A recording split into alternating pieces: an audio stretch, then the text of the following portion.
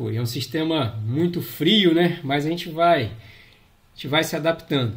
Muito prazer, então, como eu falei com vocês, eu sou o Luiz Antônio, a gente vai ver a parte de ciência dos materiais. Antes de começar a falar da matéria, eu queria mostrar a vocês, pessoal, aí eu vou compartilhar aqui a minha tela com vocês. Eu queria mostrar a vocês, para deixar registrado, que foi também um dos pedidos do pessoal, para a gente sempre definir bem com vocês qual que vai ser o sistema nosso de avaliação, né? Se você pegar lá no Moodle, na introdução, tem um cronograma. Aquele cronograma, ele é só um apanhado geral, né? A gente vai tentar seguir ao máximo ele, mas pode ser realmente que a gente acabe fazendo algumas alterações, como eu estou fazendo nas outras matérias, por necessidade.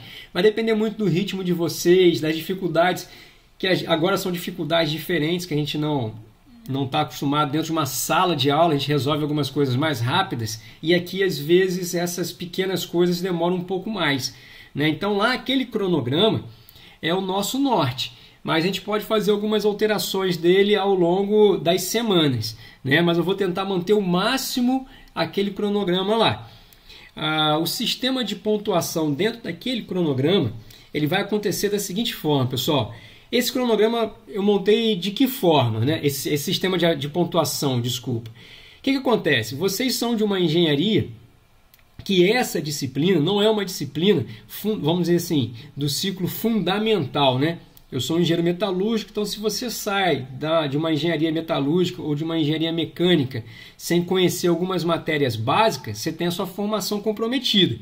Essa matéria aqui não compromete a formação de vocês, certo? Professor, então não tem importância nenhuma. Vocês estão dentro de uma área da engenharia que ela é multidiversificada, não tem jeito, né? O leque é muito grande. Então vocês estão fazendo uma engenharia hoje que, na verdade, vocês não têm certeza ainda com que vocês realmente vão trabalhar, né? Provavelmente a maioria aqui tem uma noção do que gosta, do que não gosta, mas é muito difícil você falar assim, não, eu vou trabalhar dentro disso porque uma outra área pode se abrir para você, principalmente situado onde nós estamos hoje.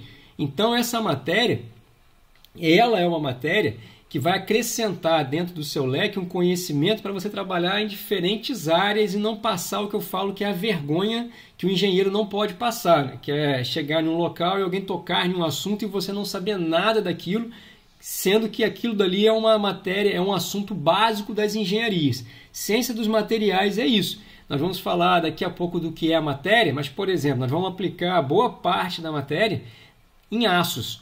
Um engenheiro que chama aço de ferro, né? Aonde ele estiver, ele vai passar vergonha. Então tem coisas aqui que são, sim, importantes demais para a formação de vocês, independente de onde vocês trabalham. Mas eu creio que tem outras matérias, né, que são realmente de um peso, de dificuldade, né, e de importância maior. Então, como que eu criei o sistema de pontuação de vocês? Simplificando essa matéria, que é importante, mas não tem esse peso que outras, com certeza, têm mais. O que eu fiz para vocês, então? Nós vamos trabalhar em cima de uma atividade semanal, certo? Eu não vou passar para vocês, que foi uma das reclamações também que alguns professores estavam pesando muito na quantidade de atividades. Se você olhar aqui, vocês vão ter que me entregar uma atividade avaliativa semanal que não vai ser um bicho, um monstro, né? Um artigo por semana, não. É uma atividade que vai exigir uma certa pesquisa, uma certa busca, mas nada fora do normal. A entrega dessa atividade, pessoal, ela corresponde a 40% da sua nota naquela semana. Então ela tem um peso de 40% o fato de você entregar essa atividade, certo? Então quando você entregar essa atividade no Moodle, eu vou lá na sua atividade e vou colocar 10, mas você não está com 10 naquela semana. Na entrega você já concluiu, então você tem 40% da nota, certo? Você concluiu aquela etapa, mas ela vale 40% da sua semana.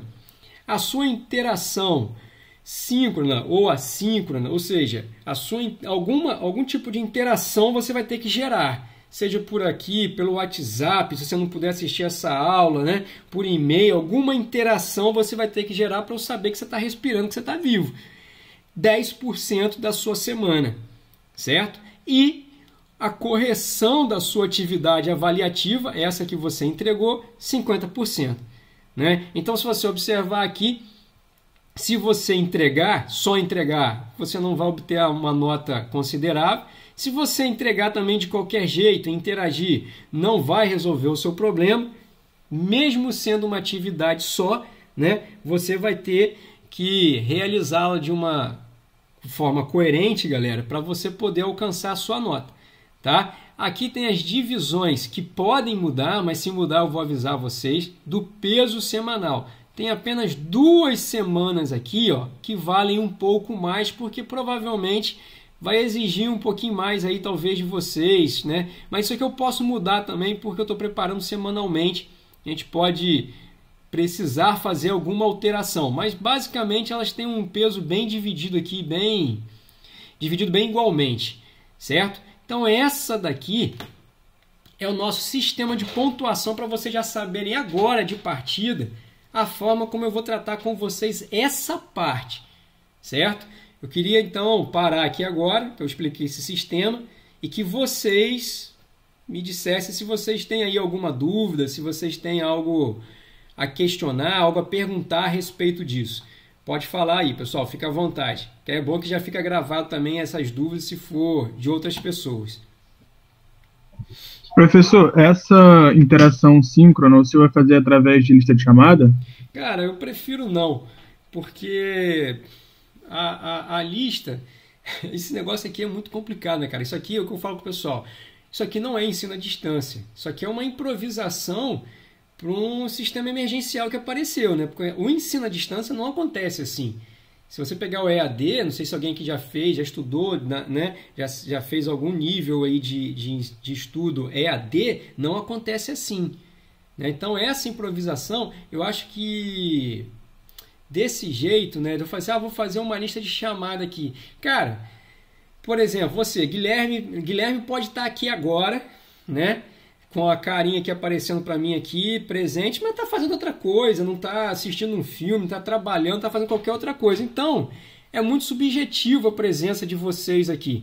Então, eu pretendo não fazer a lista, não se preocupe, até porque se você não puder estar aqui na hora da síncrone, tem o WhatsApp, né? Que eu vou saber que vocês estão lá trocando ideia um com o outro ou comigo, estão interagindo, estão tentando fazer. Então, esse vai ser o sistema de presença de vocês, tá? A presença de vocês está mais vinculado lá com a atividade, com essa interação no síncrono e assíncrono do que no só estar aqui. Se você colocar uma carinha aqui, o cara tá calado aqui, eu nunca ouvi ele, não faz muita diferença. Entendeu, Guilherme? Ou ficou um pouco confuso? Entendi sim, professor. Obrigado. Tranquilo? Mais alguma dúvida, pessoal? Pode ficar à vontade, pode falar aí. Professor. Manda aí, Marcos. Deixa o Marcos primeiro. Posso falar? Pode falar. Boa tarde. A respeito do prazo de entrega das atividades, você já tem definido como vai funcionar essa parte? Eu vou fazer com vocês da mesma forma que eu fiz com os outros segmentos que eu tô com as outras turmas, né?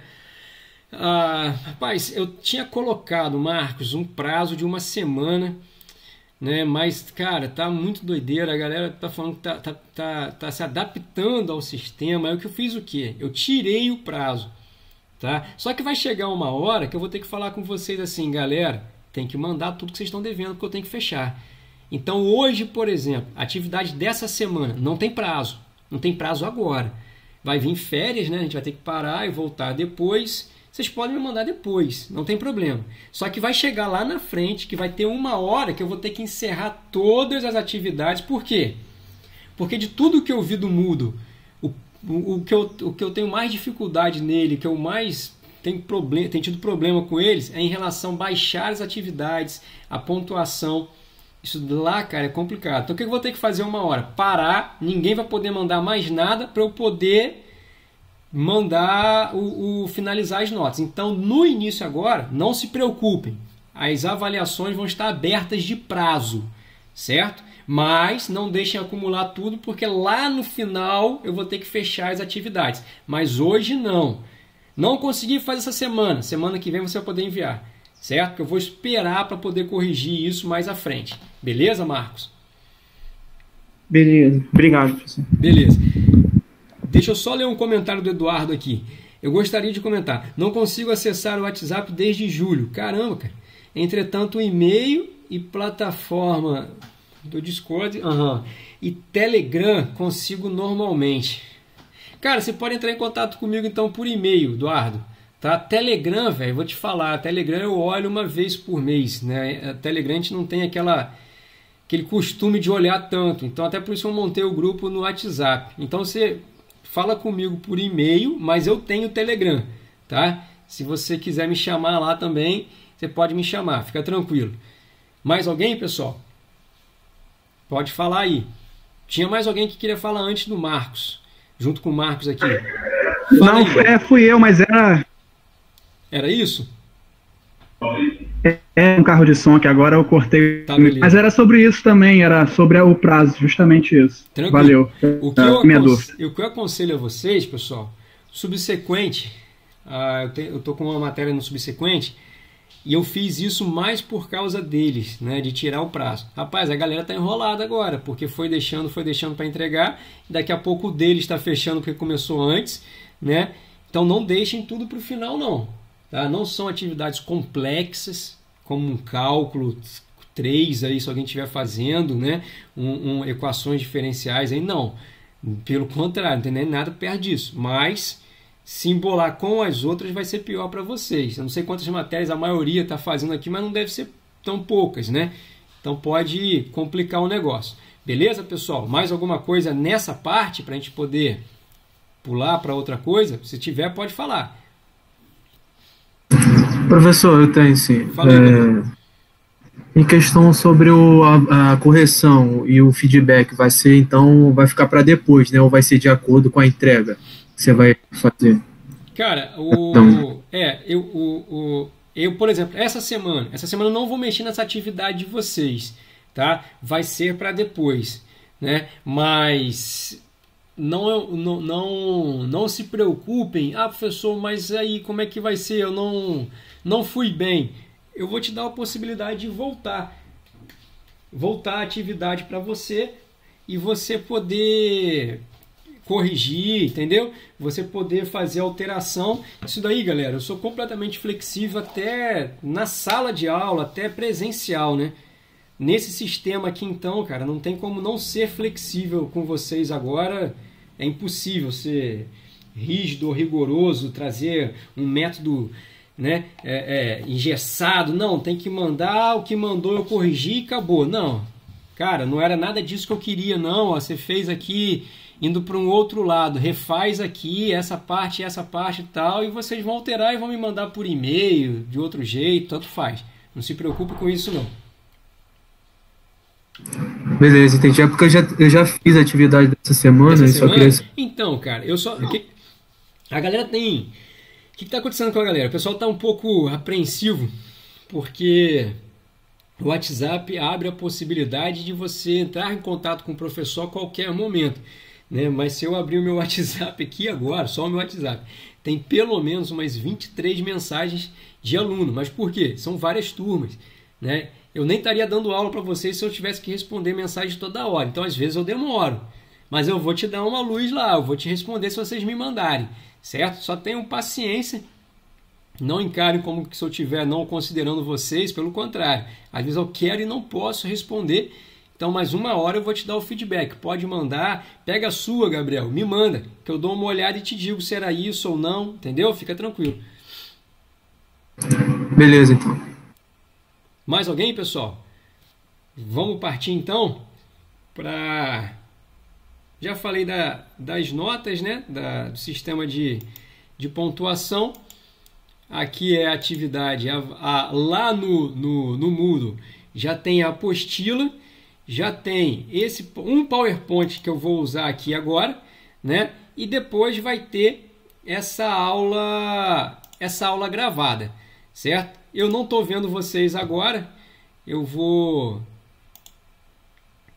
colocar aqui a tela cheia e não vou ver vocês lá pelo chat. Então, se alguém quiser falar comigo, é só chamar no áudio.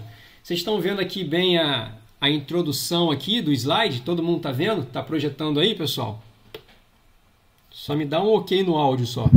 Sim, senhor. Sim. Aqui tá assim. Galera, então engenharia, né? A matéria normalmente é a introdução à ciência dos materiais ou engenharia e ciência dos materiais, certo? Como eu falei com vocês, eu sou Luiz Antônio, eu sou engenheiro metalúrgico e meu mestrado, doutorado é na área de ciência dos materiais, né? Específica. Ciência dos materiais é o que, galera? É uma matéria que vai fazer o seguinte, ela vai pegar todos os segmentos de materiais dentro da engenharia, certo? E vai fazer o quê? Vai estudar propriedades, características, aplicações, seleções de materiais, todos os materiais dentro da engenharia. Quem estuda esses grupos é exatamente a ciência dos materiais. Então, quando a gente olha aqui, por exemplo, ó, eu tenho aqui 5 categorias, né? Metais, cerâmicos, polímeros, compósitos e semicondutores. Dependendo da biografia que vocês pegarem, esses semicondutores, ele não vem como uma categoria, ele vem incluído dentro de outra, por exemplo, cerâmicos, na maioria das vezes. E você teria aqui 4 divisões apenas, metais, cerâmicos, polímeros e compósitos. Então aqui, metais, cerâmicos, polímeros e compósitos são as classes básicas de materiais, tá? Em que toda engenharia vai ter que pegar um material aqui para uma determinada aplicação.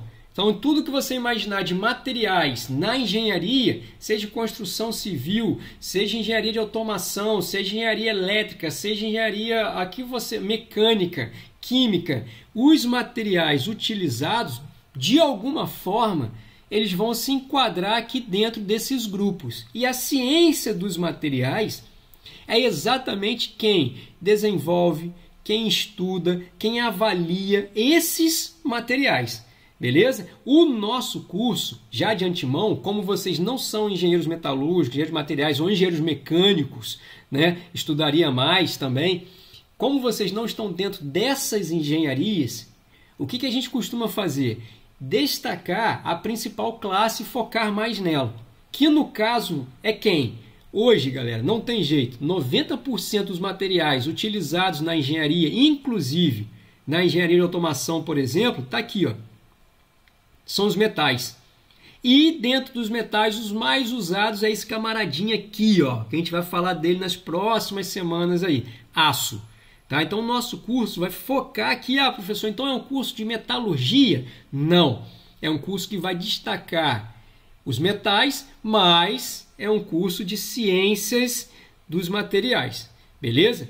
O que é, por exemplo, para vocês terem uma ideia, o que é um metal? O metal, para ele se enquadrar aqui dentro da categoria de metais, o que leva o material a ser um metal e não ser um cerâmico ou não ser um polímero? O que leva o cerâmico a não ser um polímero ou um compósito? São características, propriedades, né? Normalmente o que? Propriedades e características físicas e químicas. Por exemplo, metal. Metal, na sua maioria, eles são materiais dúcteis, ou seja, que têm capacidade de deformação.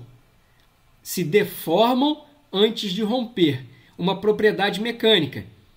Olha aqui, ó, bons condutores de corrente elétrica e de calor, na sua maioria, superfície metálica. Então, aqui você tem 3 propriedades e características, né, dos metais. Então, para o cara ser classificado como um metal, ele vai ter que se enquadrar dentro dessas e outras características e propriedades. A composição química dele vai ter que se enquadrar dentro da tabela periódica, ó, que é a maior parte aqui da tabela periódica, dessa parte verde, a composição química dele. Aí isso vai fazer esse cara ser classificado como um metal e não ser classificado, por exemplo, como um material cerâmico.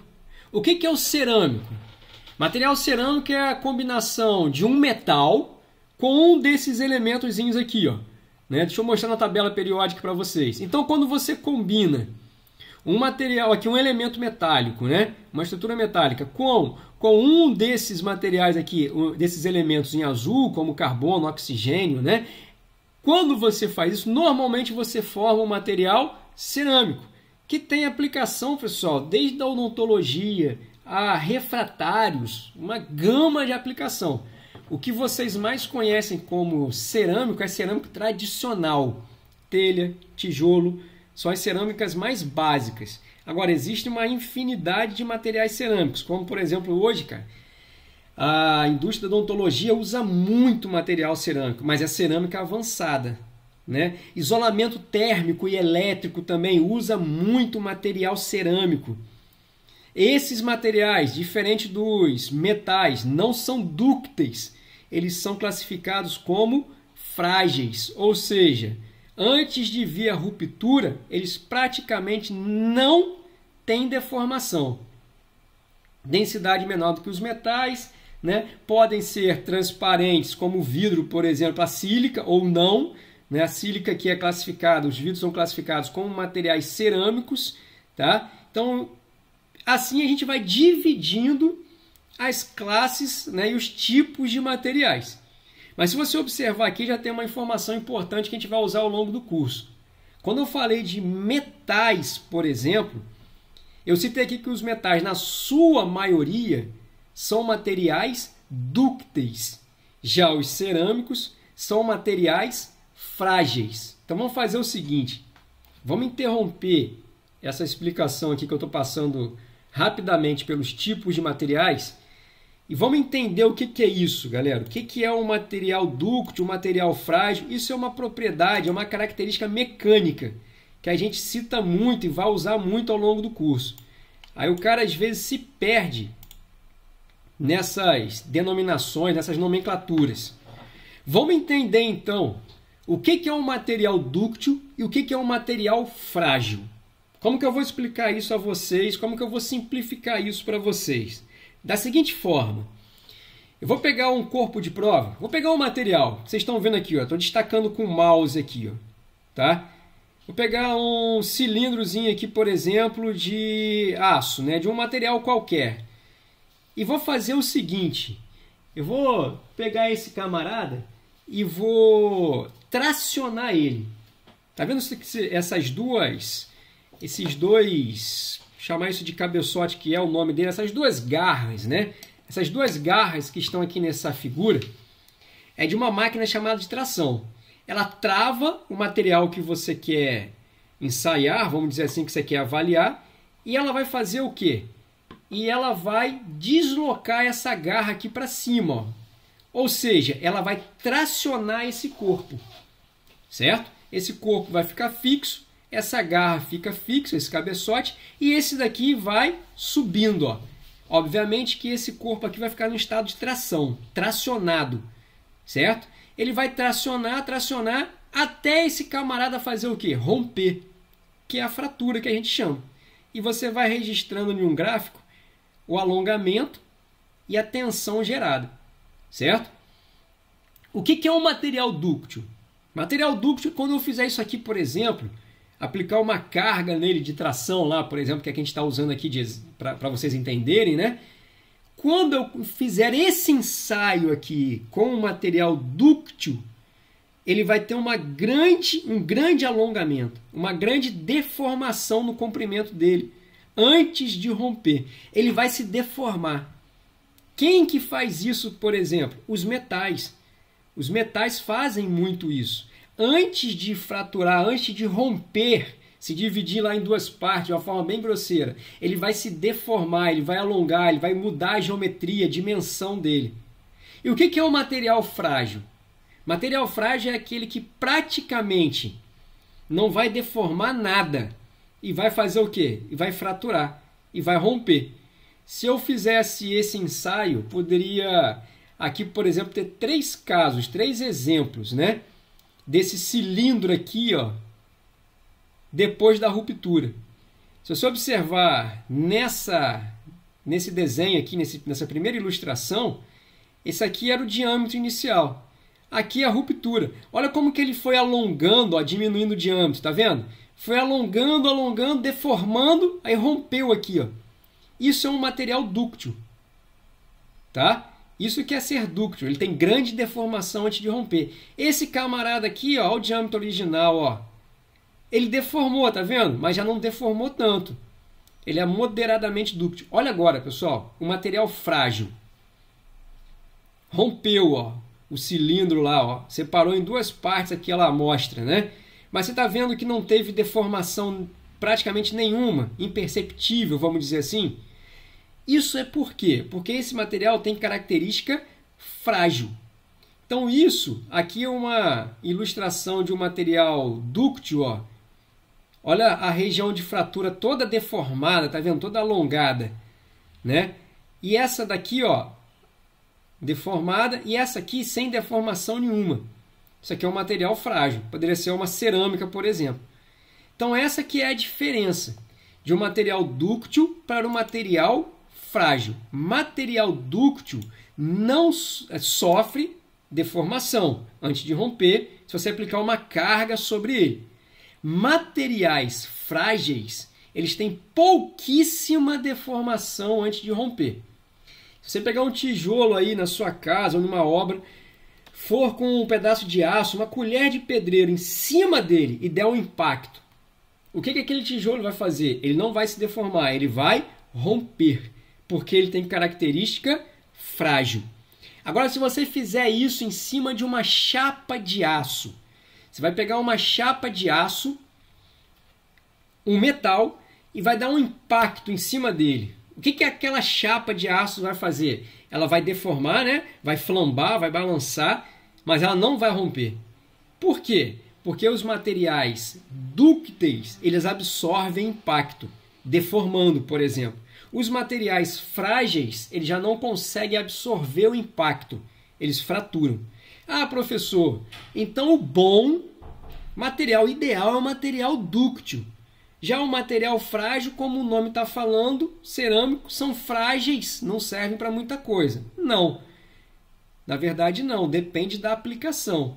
Porque esses camaradas aqui, ó, por mais que eles sejam frágeis no nome, por não terem deformação antes da ruptura, como essa cerâmica, esse vidro, esse refratário aqui embaixo, ó, por mais que eles sejam denominados frágeis por não se deformar antes de romper, eles têm grande estabilidade dimensional, grande resistência para suportar carga.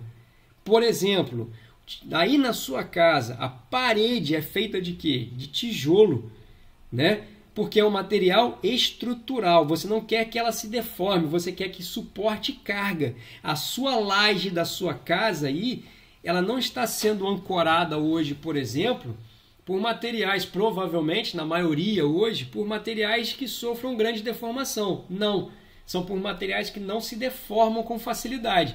Por quê? Porque tem função estrutural, não pode deformar, tem que ter estabilidade.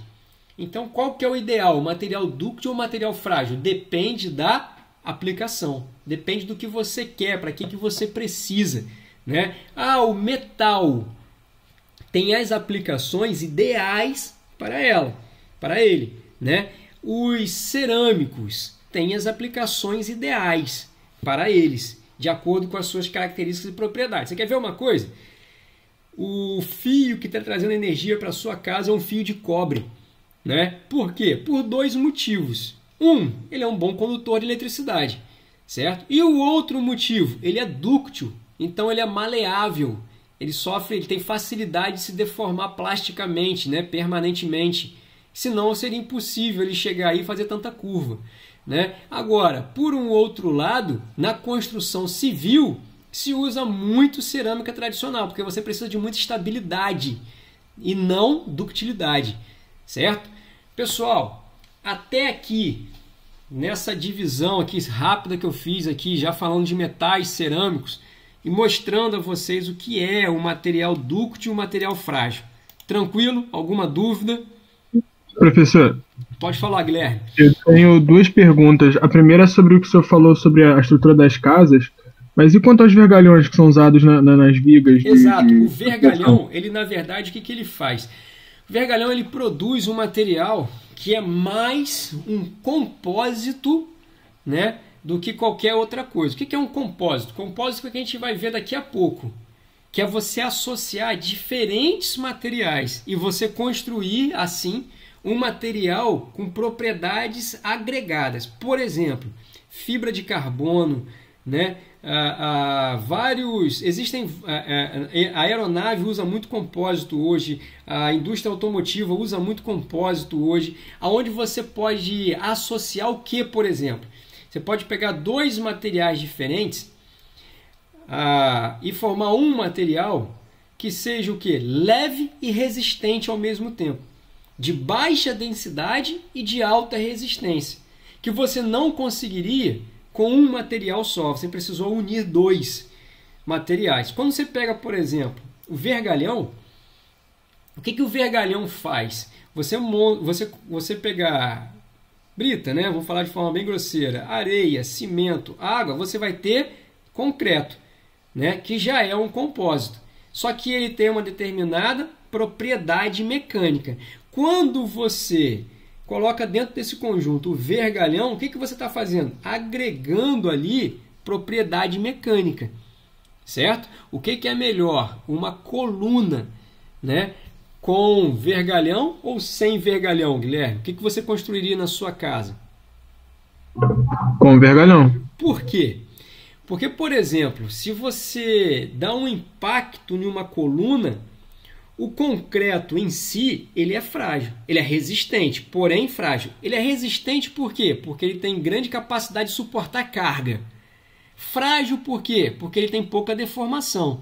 Ele não absorve impacto, ele não absorve energia. Agora, o vergalhão é metálico, é metal. Grande deformação, absorve energia. Quando você coloca esse vergalhão lá dentro, você está agregando ali propriedade, certo? Por exemplo, uma coluna vibrando, ela não vai fraturar, trincar com tanta facilidade. Está entendendo? Então, o que você tem quando você coloca um vergalhão é o que? Agregar a propriedade de um outro material na sua estrutura, que era o concreto por si só, agora é um concreto armado, certo? Certo. E em ambientes de alta temperatura, essa classificação ela pode mudar? Sobre outros materiais também? De propriedade? Sim, de ser dúctil e Isso. Existe uma coisa chamada transição dúctil-frágil. Transição dúctil-frágil é o quê? Transição dúctil-frágil é quando um material tem propriedade característica dúctil, mas por variação de temperatura ele passa a se comportar como um material frágil. Ou seja, ele perde a capacidade de deformação. Vou te dar um exemplo fácil. Se você pegar uma borracha aí, uma borrachinha de dinheiro, uma borracha do meu filho aqui de apagar, né? Borrachazinha de escola. Se você colocar ela dentro de um congelador, você vai perceber o seguinte, ela perde aquela capacidade dela de deformação. Já vou te falar a sua pergunta, Eduardo.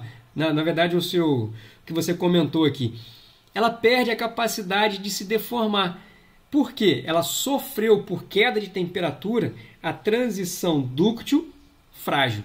Normalmente, quando você estuda um material, vai selecionar um material para um projeto, em uma região ou em uma aplicação que tem grandes variações de temperatura, ou que esse material vai ser aplicado em temperaturas muito baixas, é necessário se conhecer essa transição dúctil-frágil, porque ela vai variar de material para material.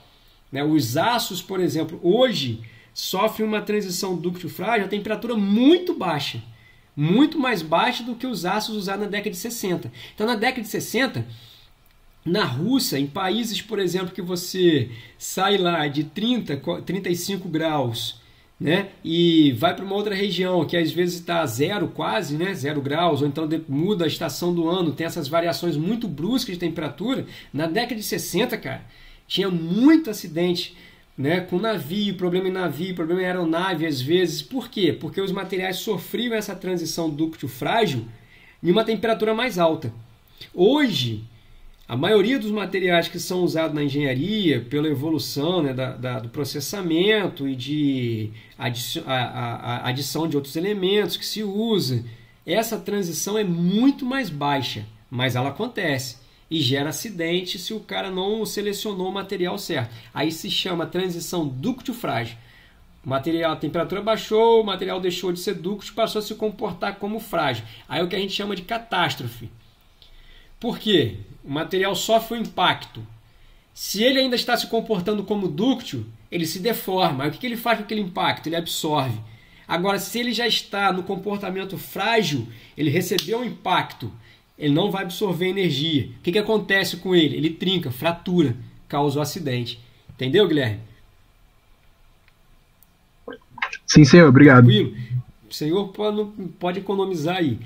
Percebi que o aço 4130, o Eduardo colocou no chat aqui, aos poucos voltou a ser usado para quadros de ciclismo. Porque a galera começou a perceber o quê? A galera começou a perceber que não é qualquer caso que você pode usar fibra de carbono e alguns compósitos, porque fica muito mais leve. Porém, pessoal, as propriedades na engenharia mecânica, as propriedades mecânicas, elas são o que nós chamamos de, na maioria das vezes, antagônicas. O que é isso? Ganhou uma, perde a outra. Por exemplo, normalmente quando você tem um material dúctil, qual que é a desvantagem dele? A resistência dele é mais baixa. Né? A resistência mecânica dele, por exemplo, é mais baixa. É mais baixa. Agora, quando você pega um material de alta resistência mecânica, ele perde o quê? Ductilidade, resistência ao impacto, certo? Então as propriedades são antagônicas. Às vezes o cara ganha uma propriedade, só que por um outro lado ele perde muito a outra. A galera do ciclismo começou a perceber o quê? Que alguns materiais, principalmente, ficava muito leve, porém, de repente, né, aquela fratura lá trincava o quadro e ele quebrava de uma hora para outra. Então você ganha algumas coisas, mas você perde outra. Além do que, compósito dentro de todas as categorias, nossa, é a mais cara. É bem caro, né?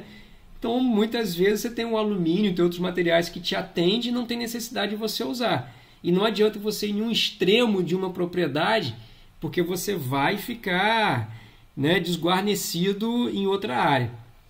Também existe dissipadores de calor feitos de cerâmica e outros de polímeros. Tem vários materiais porque tem várias composições, né? Tem várias composições. Cerâmico é mais usado hoje ainda, assim, predominantemente na área de refratários, para reter calor dentro de forno, né? Dentro de sistemas que não podem perder calor, usa muito. Mas também tem algumas cerâmicas que dissipam também pela... Aí a dissipação de calor normalmente envolve muito também a geometria do dissipador, né? Aí você começa a envolver mais de uma variável, não só o tipo de material, mas como a geometria, né? O projeto. Aí tem uma Nunca, pessoal, é um parâmetro apenas que determina a propriedade de um material. Por exemplo, aço é dúctil? Depende. Se for um aço temperado, a resistência dele já é maior, né? Uma faca, por exemplo, ela é feita de aço temperado. Desculpa aqui, tocou meu telefone aqui. Certo? Mais alguma coisa, pessoal? Mais alguma dúvida nessa parte ou podemos prosseguir? Tranquilo, então? Então eu vou seguir aqui, ó. Eu queria frisar bem com vocês essa parte do que eu falei aqui agora do... Acho que está dando um erro aqui na... Queria frisar bem com vocês essa parte que eu vou usar depois, de dúctil frágil. Aparece esse termo, né, depois e pode confundir vocês, certo? Então as cerâmicas, a gente falou agora. Polímero. Polímeros são materiais, na maioria, sintéticos, né? Aí como a gente falou agora, eles são altamente deformáveis. De todos que a gente está vendo, esses são os mais deformáveis, vamos dizer assim. São extremamente plásticos, né? Porque a deformação, pessoal, a gente vai falar disso lá no final do curso. Deformação ela pode ser elástica e plástica. O que é deformação elástica? Quando você aplica uma carga em um corpo, né, um esforço, e deforma um corpo. Quando você cessar a carga, aí às vezes tem um retorno ao formato original. Por exemplo, você pegar aí na sua casa uma borrachinha de dinheiro, como a gente usou agora, esticar ela na sua mão. Aplicou uma carga, ela deformou. Cessou a carga, ela vai retornar. Por quê? Como a gente chama, é um elástico. Mas por que tem esse nome de elástico? Porque ela tem grande deformação elástica. É reversível. Então, quando a gente fala deformação elástica, é quando o material se deforma, cessou a carga, ele retorna. Ela é reversível. Deformação plástica é permanente. Polímeros, além de ter deformação elástica, eles têm grande deformação plástica. Materiais cerâmicos. Ah, professor, o cerâmico não se deforma? Deforma. Só que ele tem um componente de deformação muito pequeno, tá? Muito pequeno o componente de deformação do material cerâmico, e esse pequeno componente de deformação dele é na maior parte elástico. Então ele é reversível, certo? Os polímeros têm deformação elástica, mas atingem também o comportamento plástico de deformação. São materiais macromoleculares que a gente chama. As moléculas são muito longas, né, comparado a outros tipos de materiais, certo? A constituição química dele é bem limitada. Basicamente, os polímeros têm uma variedade muito grande, né? A gente conhece vulgarmente falando são os plásticos, mas basicamente é formada apenas por esse conjunto de materiais, de elementos vermelhos aqui destacados na tabela periódica, certo? E, como eu falei com vocês agora há pouco, respondendo uma pergunta, era compósito. Compósito é o que, pessoal? Como está dizendo aqui, ó, é a combinação de metais, cerâmicos e polímeros. É a combinação de alguma outra daquelas categorias. Preservam as principais propriedades dos componentes e possuem propriedades superiores às de cada componente separadamente. Certo? Então, quando você... Qual que é? É só você pensar da seguinte forma. Qual que é... Para que se produz um compósito? Vamos falar assim. Se produz um compósito para quê? Para se agregar as propriedades de dois materiais diferentes e transformá-lo em um material ainda melhor quando comparado a esses materiais de forma separadas. Certo? Então, quando você forma um compósito, você está pegando o melhor de um, o melhor do outro e produzindo um material que, por exemplo, né, vamos falar assim, que associe baixa densidade, né, e também com ele resistência mecânica, vamos dizer assim, ou então baixa densidade e resistência ao impacto, né? Tem uma série de possibilidades aí para você formar um compósito. Eu vou falar disso um pouco mais em um caso específico da engenharia e da revolução industrial daqui a pouco. Mas o compósito, no geral, é isso, certo? Semicondutores nem sempre, como eu falei, aparece como uma propriedade separada. São componentes, na maioria, são componentes eletrônicos, né? Condutividade controlada pela presença de impurezas. É uma gama de materiais bem específica, mais aplicado na área da eletrônica, né?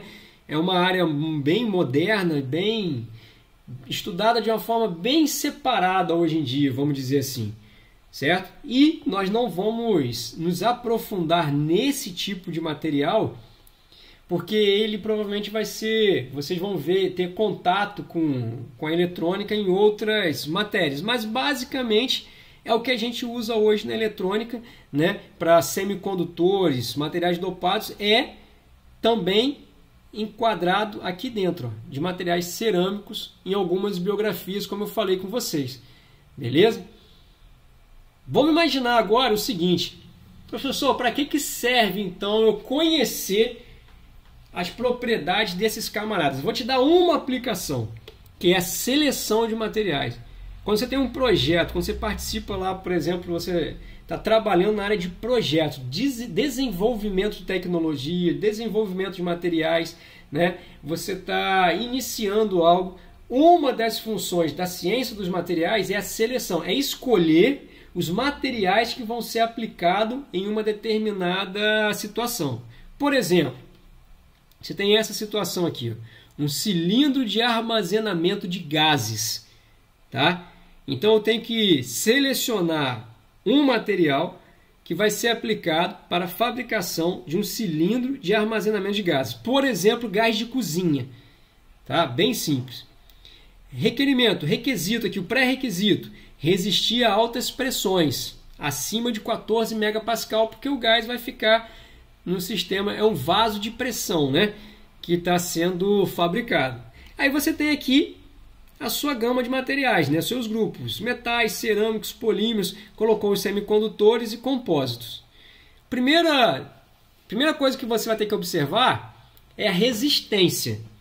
Aí dentro desses grupos aqui você pode começar a eliminar uma galera. Por exemplo, polímero é extremamente deformável, plástico, porém a resistência mecânica dele é o quê? É baixa. Semicondutores, então, não tem resistência mecânica praticamente nenhuma. Semicondutor vai servir para nada aqui para gente, né? Porque a aplicação dele é muito restrita. Então, o que a gente fez aqui? Começou a selecionar esse material pela resistência. Então, você observa que a gente já eliminou 2 categorias. Agora, você também vai ter que ter flexibilidade. Aí, quando você pensa em flexibilidade e você olha para esses grupos, dá para eliminar quem aí, galera? Quem que você eliminaria aí? Se alguém puder abrir o áudio e colaborar agora, quem que vocês eliminariam? Cerâmica? Cerâmica, com certeza. A gente pode tirar o cerâmica porque a flexibilidade dela é muito baixa. Então, para você produzir um cilindro desse por chapeamento, por deformação, vai ser inviável, né? Então, e o impacto também no cilindro de cerâmica ele ia romper, certo? Aí nós ficamos com o que aqui? Metal e compósito. Aí agora, galera, olha como que as coisas vão afinando. Você imagina você tendo na sua casa aí um bujão de gás que custa R$3.000. Não faz sentido. Então aqui, custo é importante. Quem que a gente vai eliminar? Camarada que é mais caro aqui. Por quê? Tanto metal como compósito atenderiam pra gente, certo? Porém, compósito ficaria muito caro. Então, a gente vai na categoria dos metais, certo? Olha como é que as coisas mudam. Só a gente vir para cá, ó. Aqui era um vaso de pressão, né? É um vaso de pressão para um armazenamento de gás doméstico, por exemplo. Agora aqui, nós vamos selecionar para um vaso de pressão, agora para uma aeronave, né? Requisito aqui, resistir a altas pressões, só que agora, além de resistir a altas pressões, é necessário também que ele seja o quê? Leve. Porque senão o consumo de combustível da aeronave começa a ficar comprometido se você aumentar muito, né, o peso dela. Resistência, mesma coisa. Flexibilidade, mesma coisa. Porém, agora, o quesito custo já não é mais tão significativo. Quem vai ser mais significativo agora é o quesito o quê? Leveza. Considerando agora resistência e leveza, baixa densidade, os metais já não vão atender mais. Porque metal ele tem resistência, tem flexibilidade, porém é material de alta densidade. Quem agora vai atender a necessidade aqui é o compósito. Então, pessoal, conhecer características, propriedades dos tipos de materiais é fundamental, inclusive na parte de projeto, ou melhor, eu diria para vocês que é desde a parte de projetos, certo? Tranquilo até aí, pessoal? Alguma dúvida? Se vocês tiverem alguma dúvida, pode falar que eu dou uma interrompida aqui, que eu vou agora partir para a parte final nossa, que é onde eu vou introduzir uma atividade avaliativa aí para vocês, beleza? Se quiser perguntar alguma coisa, pode falar.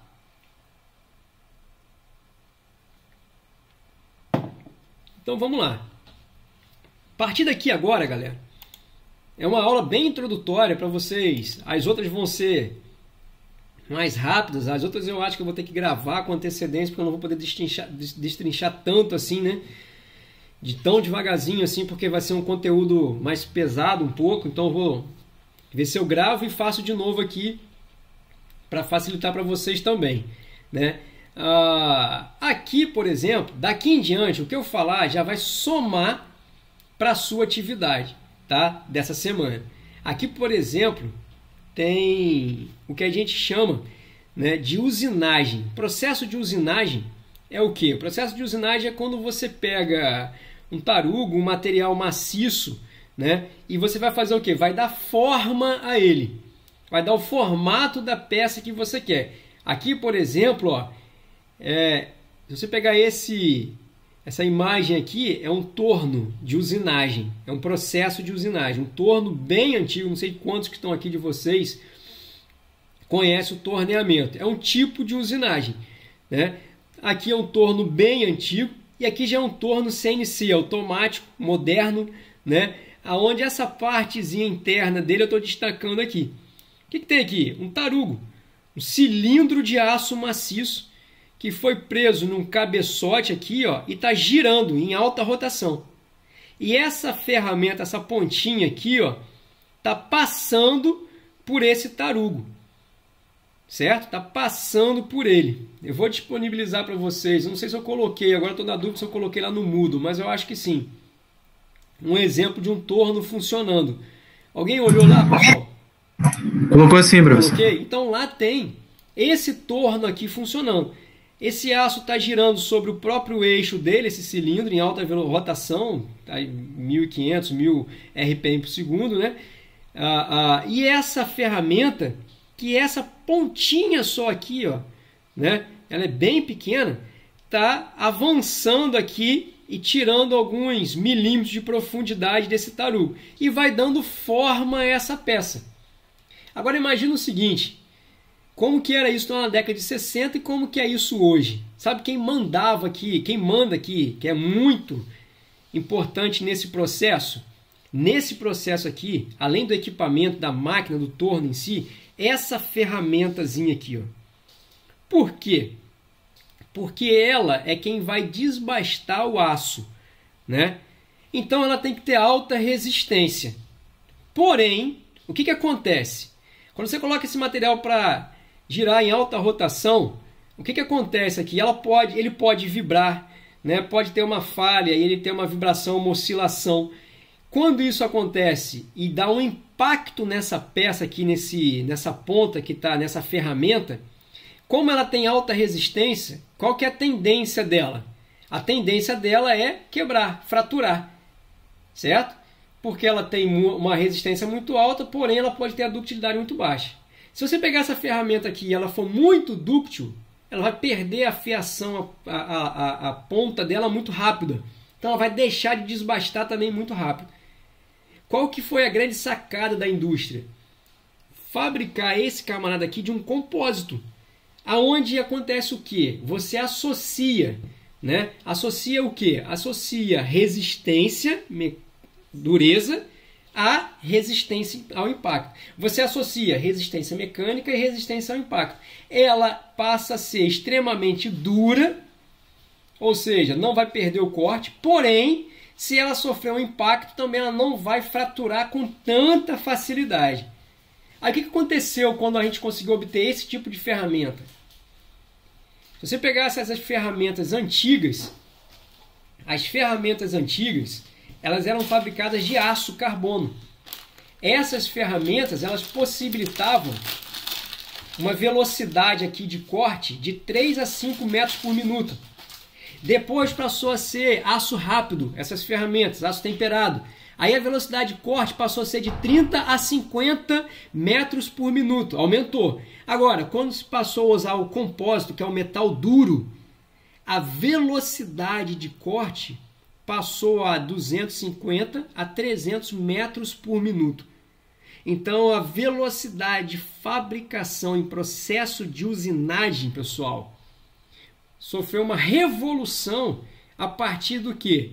Da evolução aqui, ó, de novos materiais sendo utilizados nessa pontinha aqui, ó, nessa ferramenta aqui, ó, aonde começou lá desde o aço carbono, passou para o aço rápido e hoje é metal duro, que é um tipo de compósito. Faz o quê? Associa propriedades diferentes. O aço carbono, por exemplo, ele era extremamente dúctil, né? Se você desse um impacto nele, ele não ia quebrar, porém perdia a fiação muito fácil, deixava de desbastar muito rápido. O aço rápido, que é o aço temperado, ele ganha resistência, porém perde a ductilidade. Então ele ganha resistência, porém se ele sofreu um impacto, meu irmão, já era, ele fratura na hora, né? Não estava atendendo. Agora, quando chegou o metal duro já associou diferentes propriedades e possibilitou isso aqui, ó, a velocidade de corte pular aqui de 3 a 5 para de 200 a 300, ou seja, 100 vezes mais nas últimas décadas. Aí boa parte do que hoje se produz na indústria por meio desse processo teve uma revolução só por causa dessa pontinha aqui, ó, dessa pequena ferramentazinha aqui, certo? Isso daqui é uma das consequências da evolução da ciência dos materiais, da descoberta de novos materiais. A atividade de vocês está baseada nesse camarada. Lá no Moodle, lá no sistema lá de vocês, eu coloquei um arquivo que vai falar um pouco mais aqui de materiais compósitos, tá? Para vocês terem um embasamento maior, se vocês precisarem, e vai falar aqui também um pouco mais de usinagem, desses processos aí de fabricação na indústria, certo? Para vocês terem um aprofundamento um pouco maior. E a atividade de vocês é exatamente em cima desse tópico que a gente está falando agora. Acabou que eu não deixei aberto aqui para eu poder ler com vocês, mas ela está toda baseada em cima desse conteúdo de introdução nosso. A pesquisa de vocês é em cima desse conteúdo. E você pegar aquela ferramentazinha lá, né, e pesquisar a respeito dela, dos materiais que eram usados, né, da composição, das alterações que teve. Você fazer a pesquisa em cima desses materiais, dessa aplicação específica, para vocês terem um pouco desse contato com os materiais sendo aplicado em um local específico. Certo, pessoal? Pode falar aí, pode mandar, que eu dou uma parada agora de falar.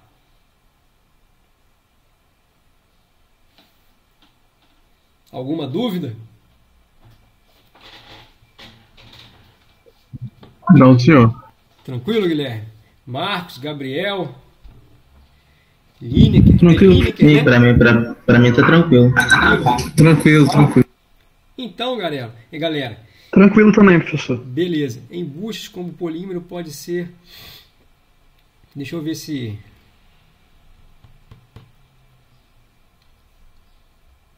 tem alguma coisa aqui que eu não tenha respondido no chat. Eu acho que não, do Eduardo que já tinha do... Aonde que vai surgir a dúvida? Surgir a dúvida quando vocês estiverem mais adiante, né? Deixa eu interromper então a gravação, que a gente finaliza aqui essa parte aqui do conteúdo, e eu vou disponibilizar